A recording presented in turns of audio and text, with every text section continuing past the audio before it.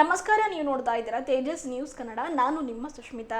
ಬೇದರ್ನ ಖಾಸಗಿ ಹೋಟೆಲ್ನ ಸಭಾಂಗಣದಲ್ಲಿ ಡೋಂಗರ್ಗೆ ಪರಿವಾರ ಹಾಗೂ ನೌಕರರ ಮಿತ್ರ ಮಂಡಳಿ ವತಿಯಿಂದ ದಿಲೀಪ್ ಕುಮಾರ್ ಡೋಂಗರ್ಗೆ ಅವರ 59ನೇ ಹುಟ್ಟುಹಬ್ಬ ಬಹಳ ಸರಳ ಹಾಗೂ ಅರ್ಥಪೂರ್ಣವಾಗಿ ಆಚರಣೆ ಮಾಡಲಾಯಿತು. ಕಾರ್ಯಕ್ರಮದಲ್ಲಿ ಭಾಲ್ಕಿ ಹಿರೇಮಠ ಸಂಸ್ಥಾನದ ಗುರುಬಸವ ಪಟ್ಟದೇವರು ಮೊದಲಿಗೆ ವಿಶ್ವ ಸಾಂಸ್ಕೃತಿಕ ನಾಯಕ ಬಸವಣ್ಣನವರ ಭಾವಚಿತ್ರಕ್ಕೆ ಪೂಜೆ ಸಲ್ಲಿಸಿದರು.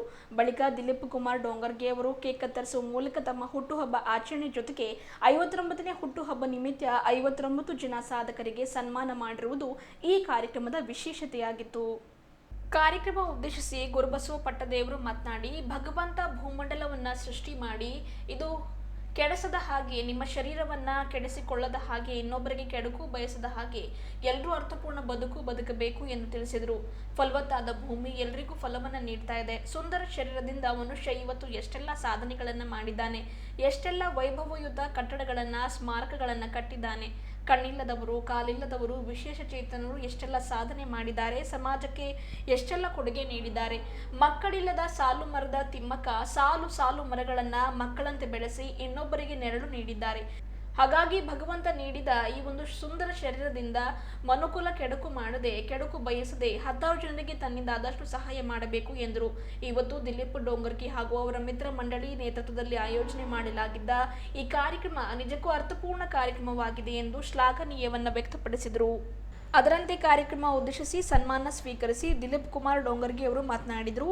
ಈ ಕಾರ್ಯಕ್ರಮದಲ್ಲಿ ಡಾಕ್ಟರ್ ಶಿವಕುಮಾರ್ ಶಿಡ್ಕಾರ್ ನಿರ್ದೇಶಕರು, ಬೀದರ್ ವೈದ್ಯಕೀಯ ವಿಜ್ಞಾನ ಸಂಸ್ಥೆ ಬೀದರ್, ಡಾಕ್ಟರ್ ಮಹೇಶ್ ಬಿರಾದರ್ ಜಿಲ್ಲಾ ಶಸ್ತ್ರಚಿಕಿತ್ಸಕರು, ಬ್ರಿಮ್ಸ್ ಬೋಧಕ ಆಸ್ಪತ್ರೆ, ಪಾಂಡುರಂಗ ಬೆಲ್ದಾರ್ ಸಂಸ್ಥಾಪಕ ಅಧ್ಯಕ್ಷರು, ಕಲ್ಯಾಣ ಕರ್ನಾಟಕ ಪ್ರೌಢಶಾಲಾ ಶಿಕ್ಷಕರ ಸಂಘ ಬೀದರ್, ಶಿವರಾಜ್ ಕಪ್ಲಾಪುರೆ ರಾಜ್ಯಾಧ್ಯಕ್ಷರು, ಲಿಂಗಾಯತ ನೌಕರರ ಸಂಘ ಬೆಂಗಳೂರು, ಶಿಂಗೆ ಸೂರ್ಯಕಾಂತ್ ಜಿಲ್ಲಾ ಉಪಾಧ್ಯಕ್ಷರು, ಕಲ್ಯಾಣ ಕರ್ನಾಟಕ ಪ್ರೌಢಶಾಲಾ ಶಿಕ್ಷಕರ ಸಂಘ ಬೀದರ್, ಕಲಾಲ ದೇವಿ ಪ್ರಸಾದ್ ಅಧ್ಯಕ್ಷರು, ಕರ್ನಾಟಕ ರಾಜ್ಯ ವೈಜ್ಞಾನಿಕ ಸಂಶೋಧನೆ ಪರಿಷತ್ ಬೀದರ್, ಸುರೇಶ್ ಟಾಳಿ ಅಧ್ಯಕ್ಷರು, ರಾಜ್ಯ ಸರ್ಕಾರಿ ಪ್ರಾಥಮಿಕ ಶಾಲಾ ಶಿಕ್ಷಕರ ಸಂಘ ಬೀದರ್, ಬಲವಂತರಾವ್ ರಾಠೋಡ ಕ್ರೀಡಾ ಕಾರ್ಯದರ್ಶಿ, ಕಲ್ಯಾಣ ಕರ್ನಾಟಕ ಪ್ರೌಢಶಾಲಾ ಶಿಕ್ಷಕರ ಸಂಘ, ದಂಡೆ ಮ್ಯೂಸಿಯಸ್ ಅಕಾಡೆಮಿಯ ಚಂದ್ರಕಾಂತ್ ದಂಡೆ ಅವರು ಸೇರಿದಂತೆ ಗೋವಿಂದ ಪೂಜಾರಿ ಸೇರಿದಂತೆ ದಿಲೀಪ್ ಡೋಂಗರ್ಗಿ ಅವರ ಬಂಧು ಮಿತ್ರರು, ಕುಟುಂಬಸ್ಥರು ಉಪಸ್ಥಿತರಿದ್ದರು.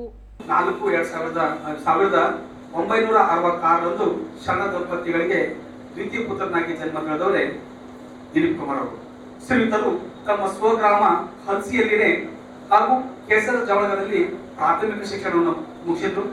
ಜೊತೆಗೇನೆ ಗುರು ಬಸವೇಶ್ವರ ಪ್ರೌಢಶಾಲೆ ಹುಣಸೂರಿನಲ್ಲಿ ಪ್ರೌಢ ಶಿಕ್ಷಣವನ್ನು ಮುಗಿಸಿ ಭಾರತೀಯ ಚನ್ನಬಸವೇಶ್ವರ ಮಹಾವಿದ್ಯಾಲಯದಲ್ಲಿ ಪದವಿ ಶಿಕ್ಷಣವನ್ನು ಪೂರ್ಣಗೊಳಿಸುತ್ತಾರೆ.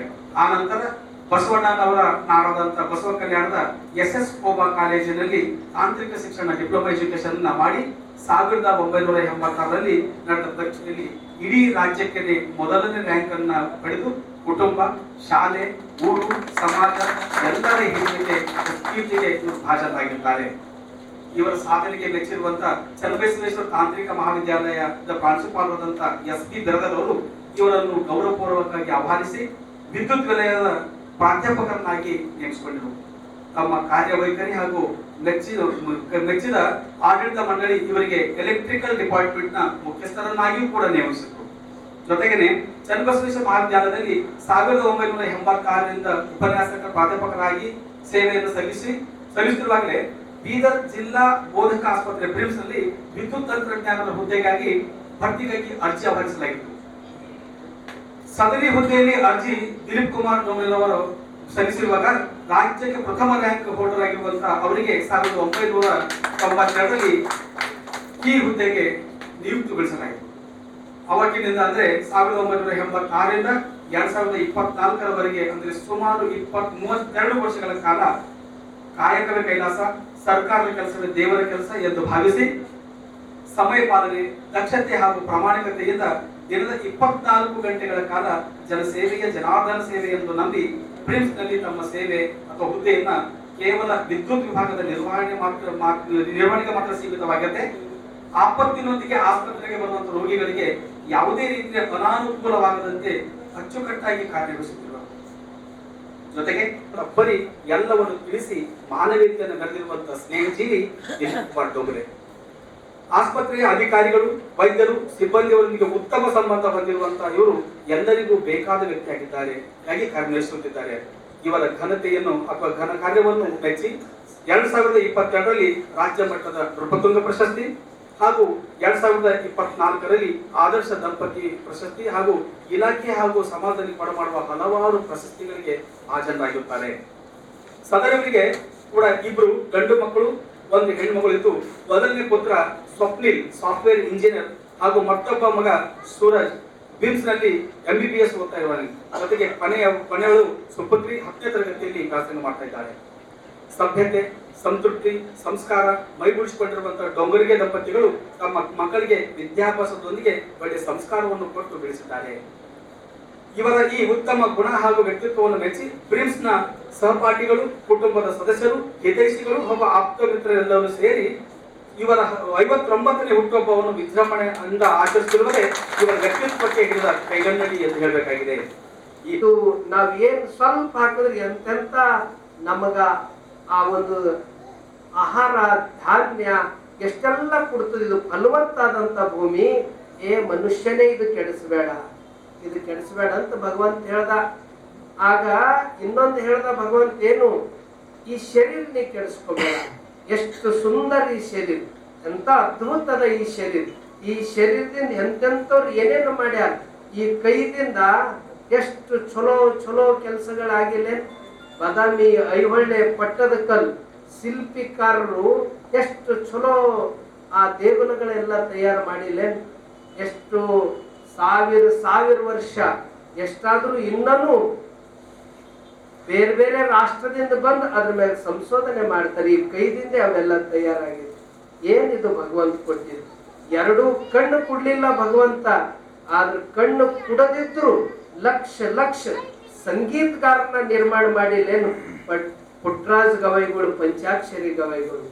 ಈ ಕಾಲಿಲ್ಲ, 2 ಭಗವಂತ ಕೊಟ್ಟ ತೆಕ್ಕೊಂಡು ಅಕೃತಕ ಕಾಲು ಕೂಡಿಸ್ಕೊಂಡು ಆ ಒಂದು ಹಿಮಾಲಯ ಪರ್ವತದಲ್ಲಿ ಭಾರತ ಧ್ವಜ ಹಾರಿಸಿದ ಮೊದಲನೇ ಮಹಿಳೆ. ಆ 2 ಕಾಲು ಇರ್ತಕ್ಕಂಥ ಅರುಣಿಮಾ ಸಿನ್ಹಾ ಇಂತಿಂತ ಎಷ್ಟು ಈ ಶರೀರದಿಂದ ಅದ್ಭುತ ಕೆಲಸ ಆಗ್ಯಾವ.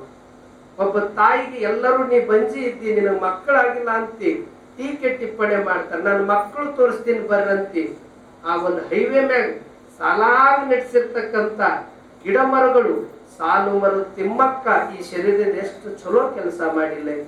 ಏನಿದು ಶರೀರ ಅದ್ಭುತ. ಈ ಕಣ್ಣು, ಕಿವಿ, ಕೈ, ಕಾಲು ಇದು ದೇವನ ಅದ್ಭುತ ಕಾಣಿಕೆ. ಇದನ್ನ ನಾವು ಪ್ರೀತಿಸಬೇಕು.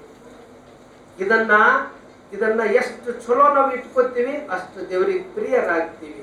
ಅದ್ರ ಸಲಕ್ಕೆ ಬಸವಣ್ಣವ್ರು ಹೇಳಿದ್ರು, ಈ ದೇಹದ ಬಗ್ಗೆ ಹೇಳಿದ್ರು.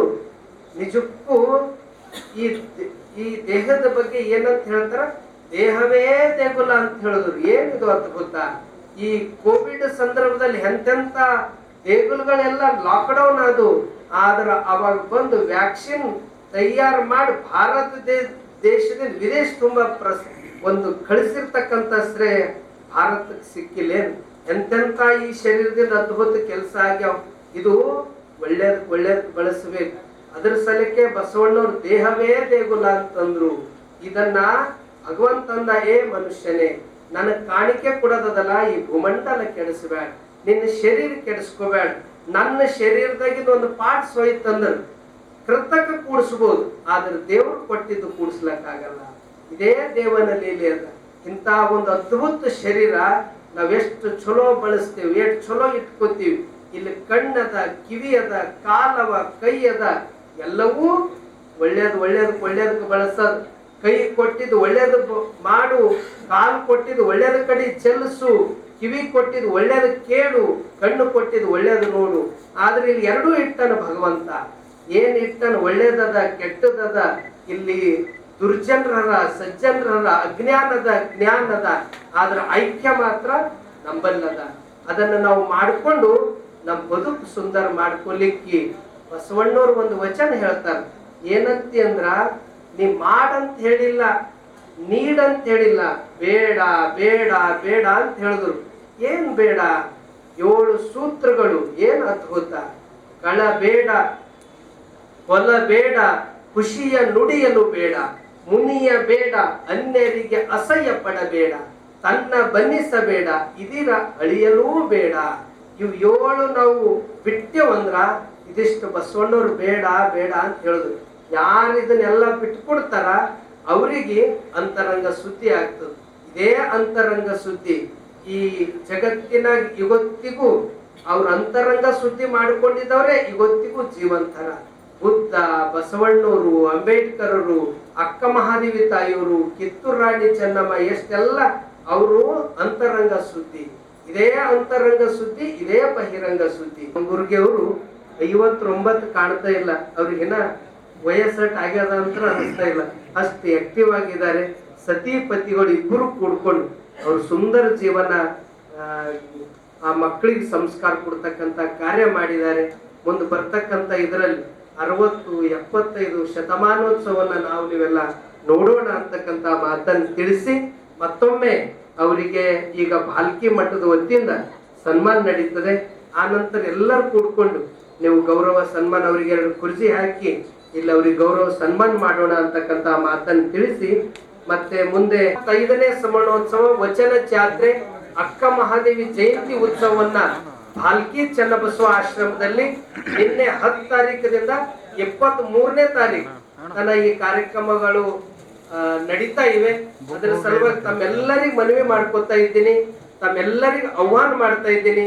ತಮ್ಮೆಲ್ಲರಿಗೂ ಇದೇ ಆಮಂತ್ರಣ ಅಂತ ತಿಳ್ಕೊಂಡು 22ನೇ ತಾರೀಕು ನಮ್ಮ ಗುರುಗಳ ಲಿಂಗೈಕ್ಯ ಸಮರ್ಣೋತ್ಸವ ಇದೆ. ತಾವೆಲ್ಲರೂ ಕಾರ್ಯಕ್ರಮ ಬಂದು ಗುರುಗಳ ದರ್ಶನ, ಆಶೀರ್ವಾದ, ಪ್ರಸಾದ ಸ್ವೀಕರಿಸಬೇಕು ಅಂತಕ್ಕಂಥ ಆಮಂತ್ರಣವನ್ನ ನೀಡ್ತಾ ಇದ್ದೀನಿ. ಎಲ್ಲರೂ ಬರಬೇಕು. ಅದೇ ಸಂದರ್ಭದಲ್ಲಿ ನಮ್ಮ ದಿಲೀಪ್ ಕುಮಾರ್ ಡೊಂಗುರ್ಗಿ ಅವರಿಗೆ ಅಲ್ಲಿ ನಮ್ಮ ವೇದಿಕೆ ಮೇಲೆ ಸನ್ಮಾನ ನಡೀತದೆ ಅಂತಕ್ಕಂಥ ಮಾತನ್ನು ತಿಳಿಸಿ ಎಲ್ಲರಿಗೂ ಶರಣಾರ್ಥಿ. ಓಂ ಶ್ರೀ ಗುರು ಬಸವಲಿಂಗಾಯ ನಮಃ. ಇವತ್ತ ನನ್ನ ದಿಲೀಪ್ ಕುಮಾರ್ ಡೊಂಗರ್ಗೆ 59ನೇ ಹುಟ್ಟುಹಬ್ಬ ಆಚರಿಸಿದ ನಿಮಿತ್ತ ಎಲ್ಲರಿಗೂ, ನನ್ನ ಮಿತ್ರ ಮಂಡಳಿಗೂ, ನನ್ನ ಆಸ್ಪತ್ರೆ ಎಲ್ಲ ಸಿಬ್ಬಂದಿಗಳು, ನಮ್ಮ ಶಿಕ್ಷಕ ವೃಂದದವರಿಗೆ ಎಲ್ಲರಿಗೂ ಧನ್ಯವಾದ ಹೇಳಬಯಸ್ತೀನಿ. ಈ ಹುಟ್ಟುಹಬ್ಬದ ವಿಶೇಷ ಏನದಂದ್ರೆ, ನಾವು ಸನ್ಮಾನ ಮಾಡೋದಕ್ಕಿಂತನೂ ನಮ್ಮ ಶಿಕ್ಷಕರ ವೃಂದದಲ್ಲಿ, ನೌಕರ ವರ್ಗದಲ್ಲಿ, ಪ್ರೌಢಶಾಲಾ ಅಥವಾ ಪ್ರಾಥಮಿಕ ಶಾಲೆಗಳ ಶಿಕ್ಷಕರಲ್ಲಿ ಅವರ ಸೇವೆಯನ್ನು ಗಮನಿಸಿ ಅವರಿಗೆ ಸನ್ಮಾನ ಮಾಡಬೇಕಂತ ನಮ್ಮದು ಒಂದು ಉದ್ದೇಶ ಅಷ್ಟೇ. ಅದರಲ್ಲಿ ಈಗಾಗಲೇ ಪ್ರೌಢಶಿಕ್ಷಣ ಇಲಾಖೆ ಮತ್ತು ಪ್ರಾಥಮಿಕ ಶಿಕ್ಷಣ ಇಲಾಖೆ ಎಲ್ಲ ಸರ್ಕಾರಿ ನೌಕರರಿಗೆ ಅವರ ಸೇವೆಯನ್ನು ಗಮನಿಸಿ ಅವರಿಗೆ ಸನ್ಮಾನ ಮಾಡಲಾಗಿದೆ.